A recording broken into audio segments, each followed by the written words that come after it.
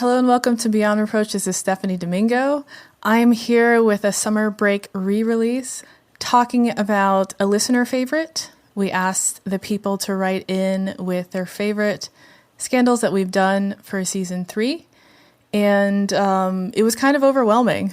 The scandal that listeners liked of mine this season was Elvis by a very wide margin. And I get why. The story is bananas. The fact that Elvis was allowed to come to the Nixon White House with a bunch of guns, high on drugs, asking to be a federal drug enforcement agent. Like, what? Yeah, life is stranger than fiction, always. And I'm just so happy that everyone loved this episode as much as I did. So we tapped a listener, our friend Jen at the Dork Web. She's on Instagram and TikTok as the Dork Web, like dark web, but dorks.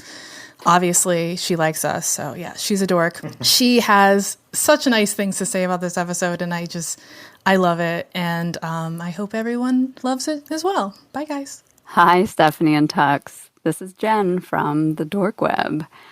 I love Elvis. So when I heard that Stephanie's episode was on the king himself meeting Nixon, I lost it. I couldn't press play fast enough and then proceeded to laugh my ass off.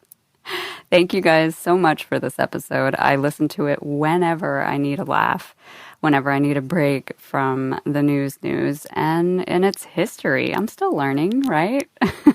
The photos that Stephanie found for your Instagram are incredible. Everything and more that I pictured while I was listening to the story. My favorite detail being the numbers he chose to put on the top of the pages of his American Airlines notepad paper to the President of the United States. And now, every time I fly, I will start by saying, I am on the plane, in the voice of Tux himself. I love the stories of the fame and the money and the glory and the journey and the fans, but thank you guys for rounding him out, making him real as you do. Thank you guys for being real ones, always doing our homework for us, keeping all of us real, our heroes, our history, our legends. Not even Elvis was safe. Oh, not even Obama. I love it. To me, this is quintessential Beyond Reproach. I love the stories you share, like Elvis loves guns and an open pharmacy. Thanks for my drugs, Dr. Lerzel, Dr. Domingo. Thanks for time re-releasing these great ones. I guess they'll hold me over until I get my fall fix. Thanks for having me on. Oh, thank you very much.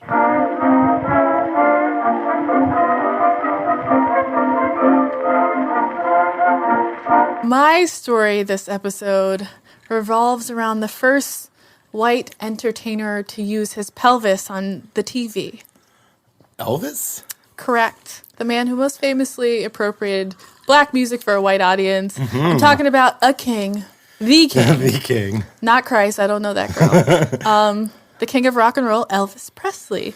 Oh. So my scandal is about the time when he met President Richard Nixon and begged to become a federal narcotics agent. I do know this story. Okay. What a fun story. It's the best story. So on December 21st, 1970, Elvis popped by the White House for a little chat and a big ask. He wanted in on the newly minted war on drugs.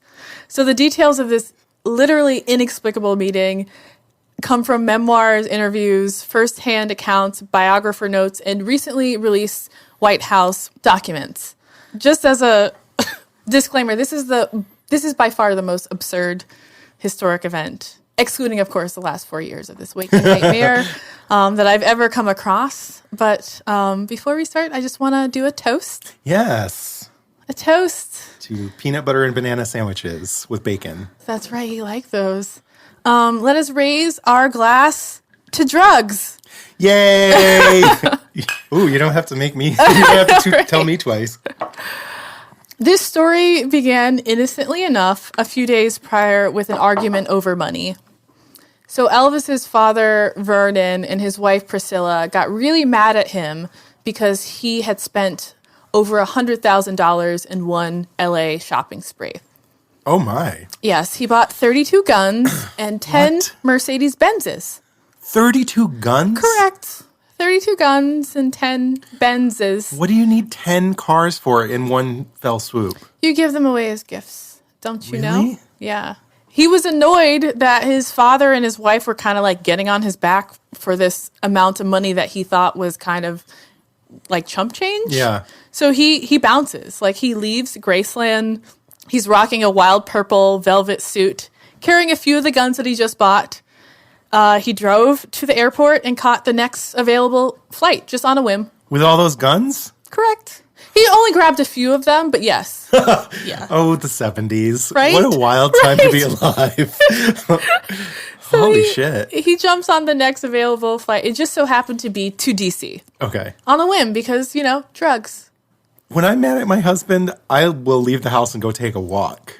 Wait, I'm not going to fly to DC. You don't go to JFK and you don't grab your guns and go. I mean, I guess I don't have $100,000 to just like throw away on cars and shit.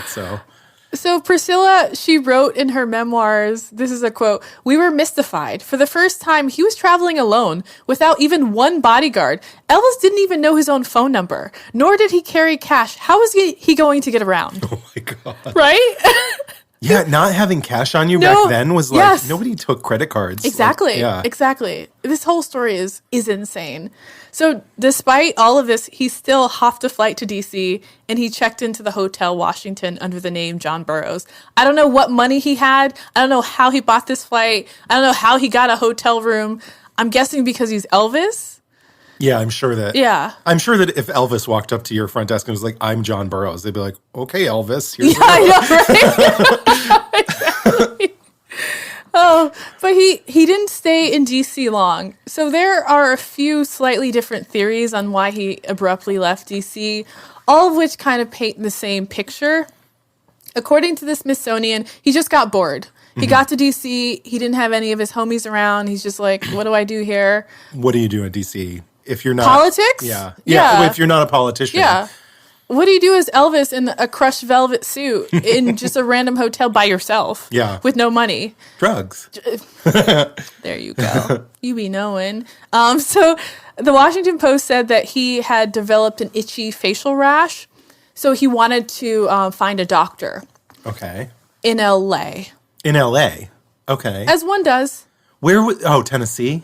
Yeah, he was in Memphis, then he went to DC, and now he's going to LA. Okay. Because he needed to find a doctor. Sure. Don't you know? Mm-hmm. That's where all the doctors live. Absolutely. They don't have doctors in DC. They don't. Just politicians. It's a little known fact they don't. According to Politico, and I think all of these stories are kind of true. According to Politico, Elvis just wanted to like hang out with his West Coast friends. Like he had got to DC, he was all alone. He wanted to like go scoop up his homies. That makes sense. Yeah. Yeah. So he flew to LA to pick up his longtime friend, a man named Jerry Skilling. So this dude arrives at LAX at 3 a.m. Again, I don't know how he was called. There's no cell phones, but somehow word has gotten to him, and he picks Elvis up at 3 a.m. and takes him back to his mansion because he had a mansion in LA. Okay, good for him. Right? Yeah, good sure. for Yeah. He made a lot of movies, so I'm sure he would have had to have had. No, he would have needed like a home base. Oh, in I LA. see what you mean. Yeah. Okay. He was very active in filmmaking in the 60s and 70s. I did not know that. Yeah. They're terrible. I've seen a few of them. They're really, it's all like teeny bopper bullshit. Are there good movies that were made in the 60s? There are some, not a lot, but there are some. Name one. Guess Who's Coming to Dinner? Okay, that is a good movie. Yeah. Okay. I thought I could stump you. Clearly, I don't know who you are. Shame on me. Yeah. You could probably name 10 movies. Yeah. So he's in LA. So the two men, they hung out for a night, and then they packed up some guns, some more guns, and they caught a red eye back to DC. I'm shook that Elvis was all about those guns. I had it's no coming. idea. It's coming. I'm gonna dive into that next, actually. Okay. So flying back to DC, they just so happened to be on the same flight as Senator George Murphy, who was a California senator at the time, who previously was like an actor. Okay. But he acted in like shitty movies and musicals. Okay. So the two of them on this red-eye flight, they kind of hit it off. They're talking about politics. Some people speculate that it was Murphy that inspired what came next. Okay. I don't really think so, but a bit of background on late-stage Elvis. My guy was obsessed with guns. I had no idea. Obsessed with guns and collecting police badges. Really? Okay. He was 7 years old, you guys. Yeah. So he was made an honorary police officer of dozens of police departments across the nation. Really? He made friends with cops everywhere he went because he was always donating to police associations and also just donating to police departments. Yeah. So his passion went even further because he bought a police scanner, a radio, and a flashing blue light. Oh, no. So he started patrolling the streets of Memphis. What? Occasionally pulling over speeding cars. He'd give them a lecture, an autograph, and then he'd drive off. And they'd all be so fucking confused. Like, Elvis just pulled me over. Yes. What's happening? Yes. Is this real life? Because drugs. Oh, wow. Okay. Yeah. So he became fixated on getting a federal badge, one that certified him as an agent of the Federal Bureau of Narcotics and Dangerous Drugs, which was the precursor to the DEA. Okay. This narc bag, this narc badge to him was like a symbol of like ultimate power. Yeah. According to Priscilla, she wrote this in her memoirs, he believed he could legally enter any country, both wearing guns and carrying any drugs he wished. If he had a badge, he's like, it's cool. I'm a DEA Yeah, agent. look at this. Or whatever. I got it. Yeah. BNDD. What? Yeah. So he thought if he was what was it called again? It wasn't the DEA, but the Bureau of Narcotics and Dangerous Drugs. Okay. So if he had a badge, BNDD, yes. then he could just have drugs on him. Correct. At any time. He's Correct. like, it's cool. In any country in the world. Yeah. Like I got this. Like I'm on the job. I'm a federal agent. Don't worry about it. Exactly. Okay. Exactly. Okay. So getting this BNDD badge would combine two of Elvis's favorite hobbies. One, collecting police paraphernalia, obviously, and also just popping pills. Yes. So he used opiates, codeine, as well as quaaludes. He also dabbled in antihistamines. Really? Which I thought, they do make you feel a little woozy. But not in a fun way. Apparently to him. Okay. But I think when you mix all of them together, Sure. it can be really fun, Yeah. I think. So, yeah, antihistamines, tranquilizers like Valium, barbiturates, sleeping pills, hormones, and laxatives. These were all things that he were just mixing together. And Weird. I know he had a lot of digestive problems, so I don't know if the laxatives were for fun. But still. yeah. The hormones, whatever. Yeah. You do you, Elvis. Yeah. I guess testosterone makes Yeah. you feel a certain I Yeah. don't fucking know. He was doing an experiment on himself, Sure, it seems yeah. like. So while flying cross country, he had gotten himself pretty worked up talking to Senator Murphy about what he saw was the moral decline of America. Oh, Jesus. He was on a mission, don't you know, Elvis. to save the country from the scourge he saw sweeping it. Can you guess what this scourge was? Oh, God. Drugs? Yes and no.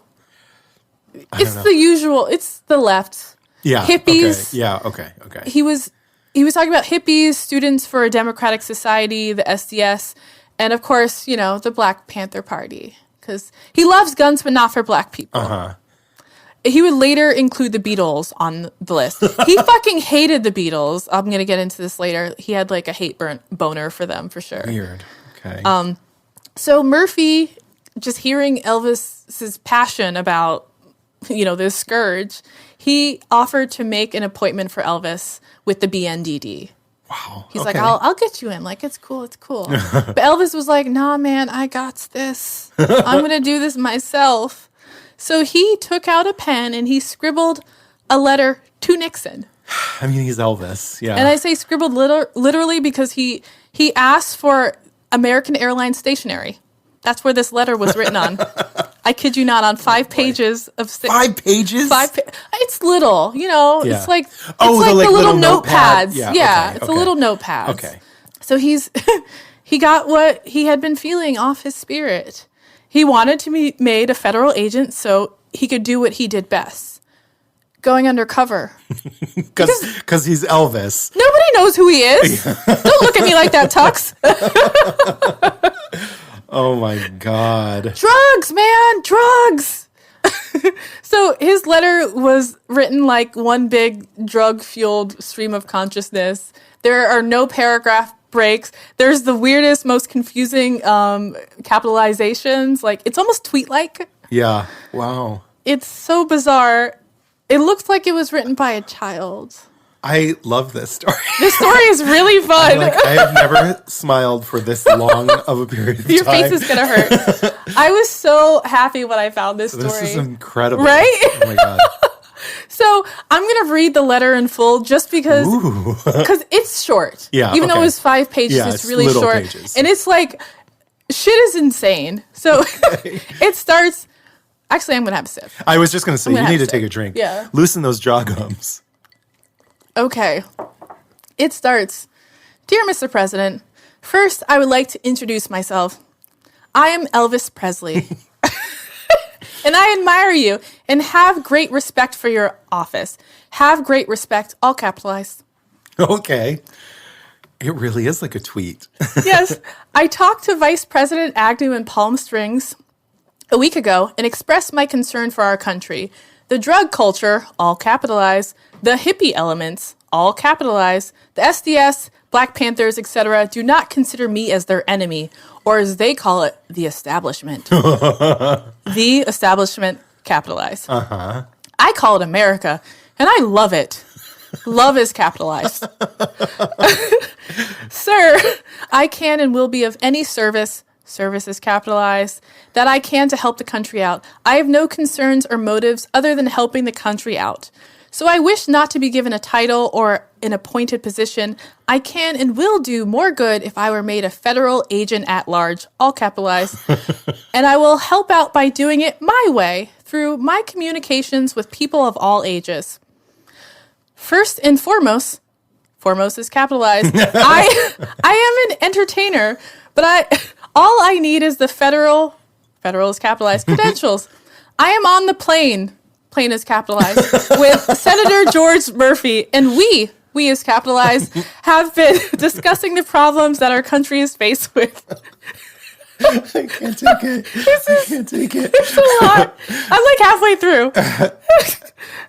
I am on the plane. Okay. Oh, I can't take it. Okay. So, sir, I am staying is capitalized, at the Washington Hotel in room 505, 506, and 507. I have 2 men who work with me by the name of Jerry Skilling and Sonny West. I am registered under the name John Burroughs. I will be here for as long as it takes to get the credentials of a federal agent, both capitalized. I have done an in-depth study of drug abuse. Drug abuse is capitalized. By abusing drugs. And communist brainwashing techniques, all capitalized. And I am right in the middle of the whole thing, where I can and will do the most good. I am glad is capitalized, to help, just so long as it is kept very private. Private is capitalized. You can have your staff or whomever call me anytime, today, tonight, or tomorrow. Tomorrow is capitalized. I was just nominated the coming year for... Shit. Okay.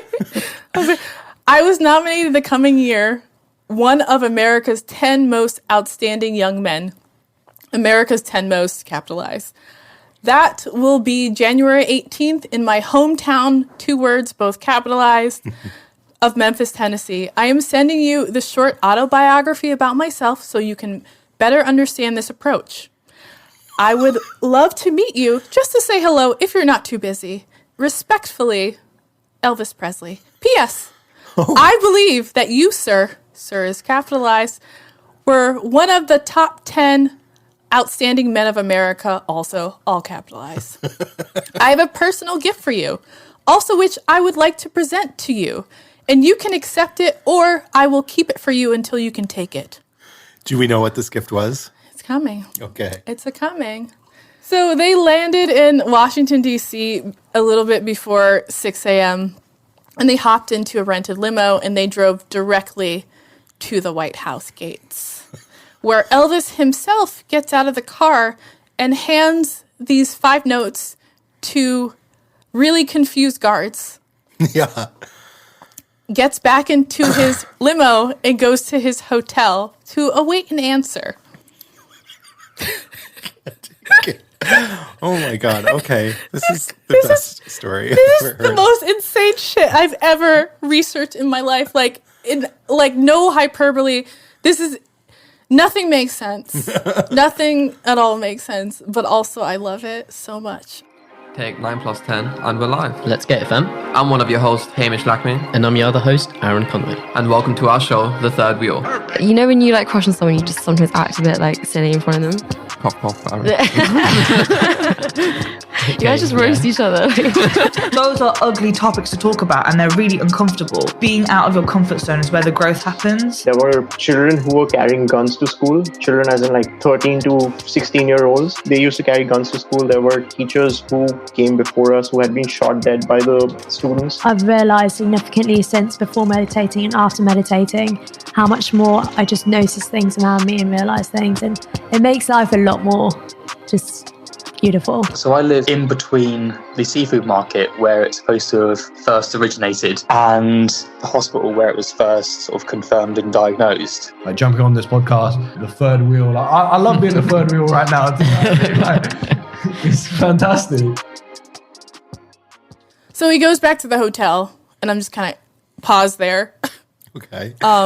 So the appointment secretary to Nixon, a man named Dwight Chapin, he wrote a piece in Politico in December, and that's how I found out about this story. Okay. He says that he's the reason why this meeting took place at all. He first thought it was a goof.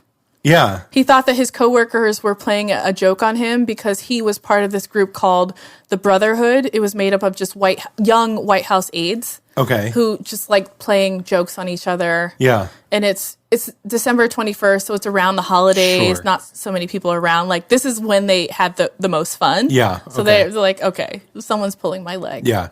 He wasn't 100% sure that it was a joke. Uh-huh. So he's like, okay, I guess I should talk to someone else about this. So he thought that potentially, like, if it was real, it could be a really good, like, publicity stunt. Sure, basically. yeah. So this is a quote from the article in Politico.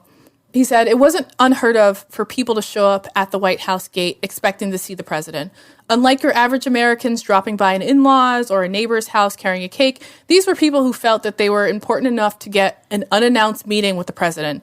Or they were a little on the nutty side. Sometimes both. Most of the time they were politely sent away, but sometimes, as is in this case, the guards at the gate would take down the relevant information and route the request through my office." Okay. So he was like the Nixon, secretary. Sure, yeah. So from there, he looped in a man named Bud Krogh. I think his name is Crow. I'm just going to call him Bud. I don't know how to pronounce his last name. So he was working on a White House program that was trying to get celebrities to publicly denounce drugs and like become part of like a marketing campaign. Sure. Sort of like proto, just say no. Exactly. Yeah. Exactly. So Bud was the head of this program, and he just so happened to be a huge Elvis fan. So just hearing about it, he's like, fuck yes. Yeah, yeah. Like, sight unseen. He's like, we're doing this. We need this. Yeah. So according to him, he said, like, Chapin and I figured out we ought to make this appointment because one of these guys is the president of the United States, and the other one is the king of the Western world. Oh, dear. Okay. Yeah. So Chapin, he drafted a memo to the White House chief of staff, a man named H.R. Haldeman. So he was kind of the gatekeeper. Mm-hmm. So urging Nixon to meet with Elvis. Yeah. Like, the two of them agreed. They're like, okay, we're going to send this up the chain. So in the memo, he said, it would be wrong to push Presley off on the vice president since it will take very little of the president's time and it can be extremely beneficial for the president to build some rapport with Presley. He added that if the president wants to meet with some bright young people outside the government, Presley might be a perfect one to start with. Sure. Right? Mm-hmm. So in the margin next, like in this in this memo, the chief of staff, he writes, and I will put this on Instagram, he writes, "You must be kidding." Yeah, seriously. He's just like, this is insane. But still, he approved the meeting. But his one ask is that Bud screen him first. Okay. Yeah. It's like, this man is clearly crazy. Yeah, we're not just going to have him roll up into the Oval Office. Yeah. Like, no. No, this dude is sending tweets, and tweets don't even exist yet. Yeah. What is happening? Yeah. So Elvis, meanwhile, he was not at his hotel. He had taken a limo to the Bureau of Narcotics and Dangerous Drugs. He just went there. He's like, I'm going to talk to them. He just couldn't wait for Nixon. Yeah. So somehow he managed to get a meeting with the deputy director of the BNDD. I don't know how. What? The head of it. He gets a meeting with him somehow. And the man is named John Finletter. So Elvis, he pitched his idea. He volunteered to fight the war on drugs. And he offered to even donate $5,000 to assist the Bureau in their fight. Okay. All he wanted in return was just a badge, yeah. You know, come on, man, like, be cool about it. Finletter was not cool about it. He said, no, I don't want your fucking money, and, like, you're not getting a badge. Get out of here. Yeah. Good day, sir. Yeah. So Elvis is heartbroken. He calls... Are you high? Like, no. Elvis, he calls his band Skilling, and he is crying. He's telling him what happened. Crying, yeah. He's so upset that he was just told no. Thankfully, Nixon had called the hotel and agreed to the meeting. Dry those crocodile tears. Yes. So the pre-screen meeting with Bud was scheduled for 8:45 in his office off-site. Like, he wasn't working in the White House. He had an office somewhere else. So Bud would take Elvis over to the West Wing if all went well. Mm-hmm. Bud was, again, a really big Elvis fan, but he wasn't trying to lose his job over this. Sure, he was a little bit nervous about anyone who would just roll up to the White House unannounced. Yeah. He got even more nervous when the Secret Service called him, saying that Elvis had arrived for the meeting carrying a gun. Are you fucking kidding me? Of course. Literally carrying a gun. Elvis had under his arm a box vintage Colt 45 complete with bullets lined up next to the gun in the frame. It was to be a gift for the president. This is the gift. God. This is the gift. I'm glad that you didn't know. Thank you. I'm glad that you didn't know this, because I'm like, everyone knows this story. Okay, this is great. So he had flown from LA to DC with 3 concealed handguns, all of which he had permits for. Thankfully, he left those in the limo. He didn't bring those into the meeting, but he brought a box. So the box 45, he grabbed on a whim, like as he was heading out the door. According to his man Schilling, he grabbed it from his desk without a word as they were heading out the door. He grabbed it like he was grabbing an umbrella. Yeah. I might need this. I might need this vintage gun with the bullets, you know? In a gift box. In a gift box. So after a short back and forth between the Secret Service and Bud, Elvis was allowed to bring in his box and have this meeting. Okay. It's like, is everyone on drugs? Yeah, the 70s was crazy. Yeah. Anything went, clearly, even at this high level. So the screening went well. Bud felt like Elvis was completely genuine in his requests. He was really genuine in wanting to help the country do something about its drug problem. So the Nixon meeting, it was scheduled for 11:45 that same day in the Oval Office. So when Elvis arrived a few hours later, he was, and this is according to his biographer, high as a kite. Yeah. I mean, he's clearly high as a kite through this entire story. He is. So he was baked and scratching at a facial rash the whole time. Oh, my God. So he wore a purple velvet suit with a boxing champion-style buckle, black cape, and amber-tinted sunglasses. A cape. A cape. It was a Luke. He came giving you, like, sloppy, old look. This is clearly, like, later in Elvis's career when he's already kind of lost. Sloppy Elvis realness. Yeah. It's a moment that it looked... Yeah. There are photos, but they're only in black and white. Which sure. Is so you can't tell that the suit is purple. Purple. Incredible. So this had to be towards the end of his life. Then. Yeah, it is. He wasn't really popular as much anymore. No. So Elvis came bearing gifts for the president, that vintage Colt 45, and a supply of silver bullets. I'm like... Is he going to kill vampire? Werewolves, yeah. I'm like, but I think it's because it's like a commemorative item that it's like decorative. Uh-huh. Yeah, so usually when visitors arrive to see the president, like an aide brings them into the Roosevelt room, and then they have to wait until the president is ready for them. The king was just escorted straight in. Ooh. Yeah, by Bud. Well, he is a king, after all. It's true. It's true. He's royalty. When Elvis entered... Schilling would later describe that with his swollen, reddened face and his black cape, The king looked like Dracula. Yeah. I mean, literally, he must look like a lunatic.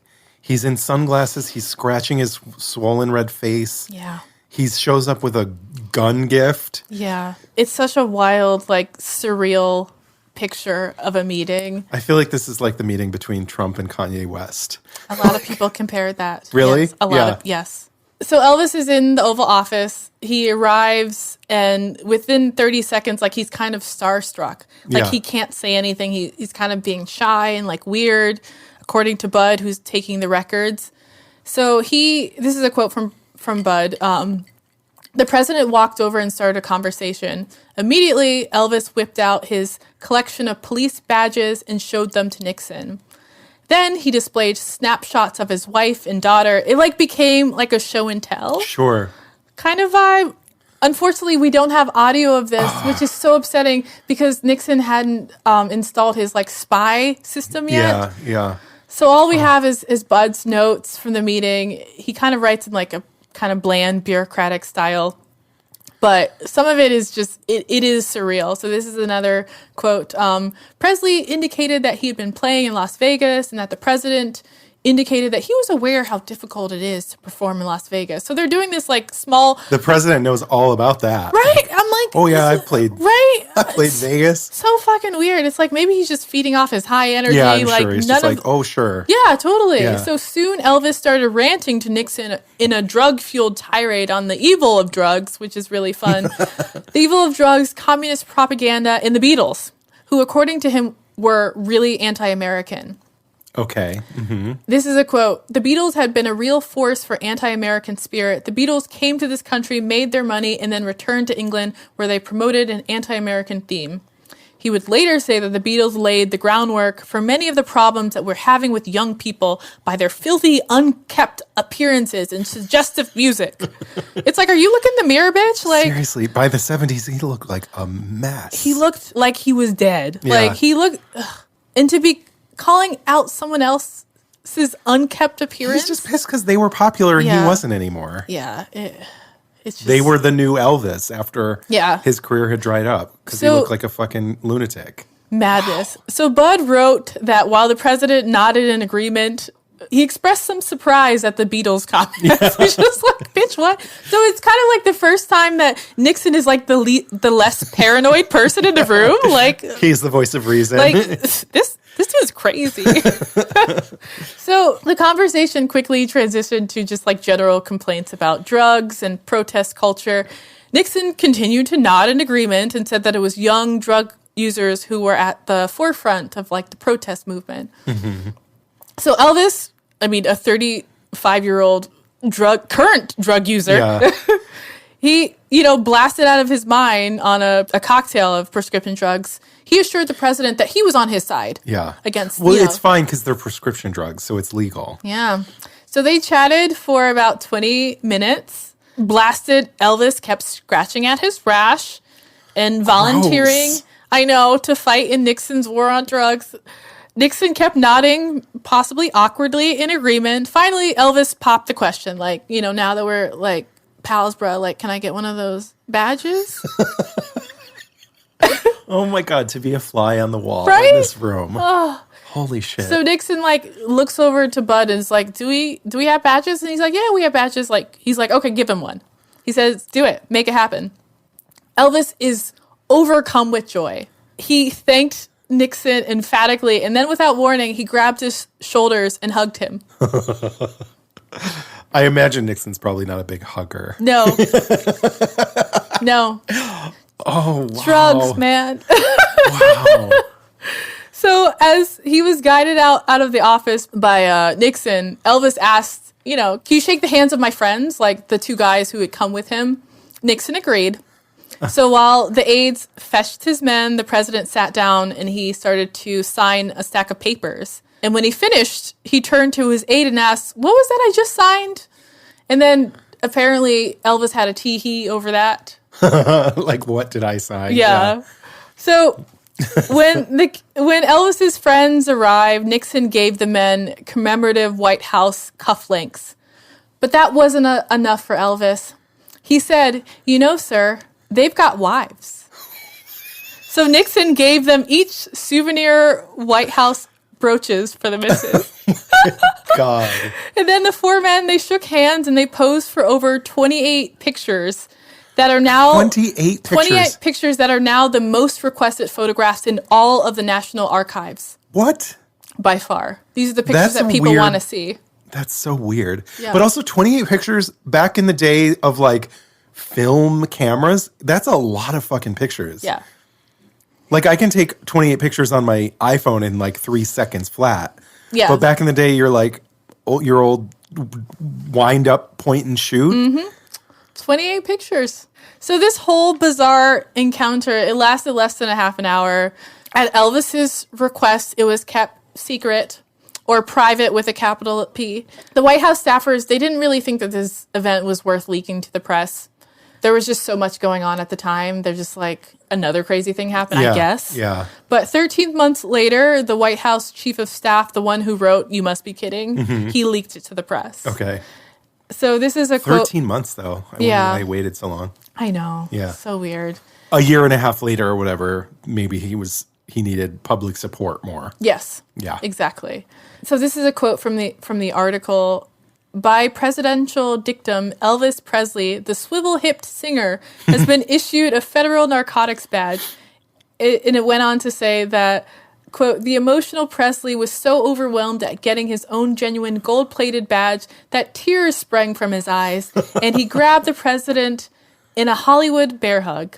A Hollywood bear hug. You know those famous Hollywood bear hugs? Yeah, I'm like, what does that mean? It's just a bear hug. Yeah. So this story came at the height of the Vietnam War and the start of the presidential campaign. Okay, so no one gave a shit. No one took notice. Yeah. It flew under the radar. And also Elvis was washed up at this exactly. point, too. It was only years later after Nixon's resignation and Elvis's death that the meeting became legendary for its absurdity on almost every level. Yeah.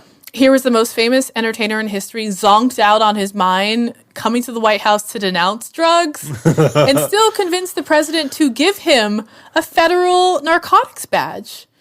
Elvis got what he wanted, a special assistance badge, which is a position that doesn't exist. Yeah. It is now on display at Graceland. So in a 1990 interview, Nixon recalled Presley's flamboyance in his dress and his shyness, but took major issue with those who criticized Elvis's drug use. Nixon said without a trace of irony that the drugs he took were prescription and not illegal. Of course. Incredible. The end. The end. That is the wildest fucking story I've ever heard on this show. Holy shit. Oh, it was such a joy to research. I'm just like, what? This is incredible. He was pulling over people in Memphis? What? Can you imagine you get pulled over and it's like, hi, I'm Elvis. I have no authority, but like, hey, don't speed. That's bad. The police there fucking loved him. They let him do whatever he wanted. Of course, because he's giving them money He's and giving shit. them money, yes. You've shined a new light on Elvis. I like Elvis. I like Elvis's music. Certain songs. I like early Elvis where it's sort of more country, like rockabilly. Oh, yeah. I dig the more rockabilly.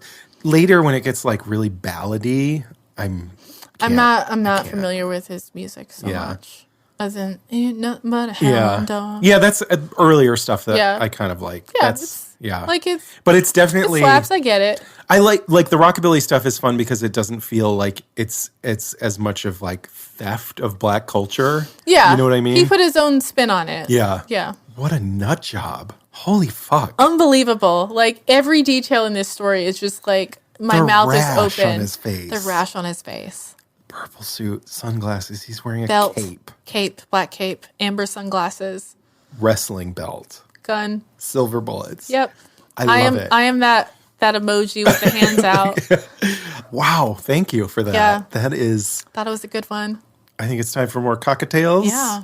I'm gonna do some barbiturates and some testosterone and antihistamines. Antihistamines, yes. And maybe some X-Lax.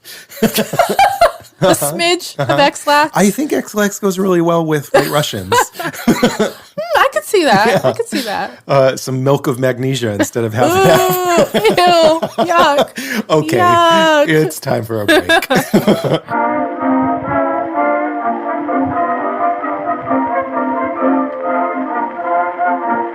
Beyond Reproach is proudly recorded in Bushwick, Brooklyn, on land belonging to the Lenape Nation. Please note that we are not historians, we're just a couple of drunks who never shut up and love history. A full list of all source information can be found in the show notes on our website. Please take a moment to rate, review, and subscribe. And remember that written reviews are especially important. If you like us, please do one of two things. Leave us a review on Apple Podcasts, or send this episode to a friend, family member, or someone who you think would be into it. Don't forget to follow us on social media, and make sure you follow us on Instagram because we post our cocktail recipes the Thursday before each full episode. Please drink along with us if you are not driving. We also have a shop at beyondreproachpod.com. Get your merch, brand yourselves, and we have exclusive content on Patreon where you can directly support the production of our show.